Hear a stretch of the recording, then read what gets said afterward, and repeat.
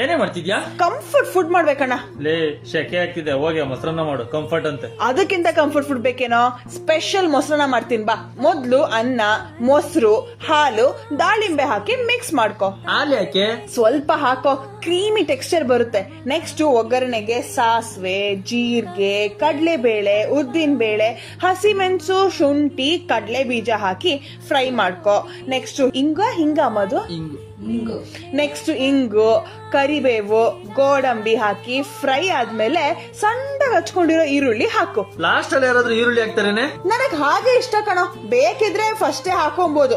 ಅಷ್ಟೇ ಅಣ್ಣ, ಒಗ್ಗರಣೆ ರೆಡಿ. ಇವಾಗ ರೆಡಿ ಆಗಿರೋ ಅನ್ನಕ್ಕೆ ಒಗ್ಗರಣೆ ಹಾಕಿದ್ರೆ ಆಯ್ತಾ? ಅಷ್ಟೇ. ಆದ್ರೆ ಉಪ್ಪು ಹಾಕೋದ್ ಮಾತ್ರ ಮರಿಬೇಡ. ಚೆನ್ನಾಗ್ ಕಲ್ಸು. ತಗೋ, ಟೇಸ್ಟ್ ಹೇಗಿದೆ ಅಂತ ಹೇಳು. ಎರಡು ಮಾತಿಲ್ಲ ಕಣೆ, ಕ್ರೀಮಿಯಾಗಿ ಗೋಡಂಬಿ, ಕಡಲೆ ಬೀಜ, ದಾಳಿಂಬೆ ಬಾಯಿಗೆ ಸಿಕ್ತಿದ್ರೆ ವಾವ್, ನೈಸ್.